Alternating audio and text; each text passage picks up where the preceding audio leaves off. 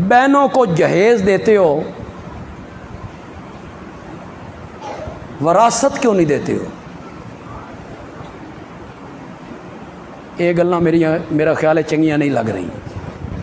ये ज़रा कौड़ियाँ गल्लां ने, कौड़ियाँ गल्लां। जहेज़ दे देते हो 50-50 लाख का, वरासत जो उनका हिस्सा है उसके बारे में कहते असी बख्शवा लिया जी। की बख्शवाया जी? आपकी बहन ने आपको क्या बख्शा है? प्लाट तेरे नाम है, ज़मीन तेरे नाम है, भैंसें तेरे नाम है, मकान तेरे नाम है, उस दे ना शै कोई नहीं बख्शिया केस। क्या बख्शा उसने? पहले उस दे ना लवा, फिर बख्शवा, मैं वेखना किए बख्श दिए। पहले ना लवा ना, उसनू मालिक बना, फिर बख्शवा।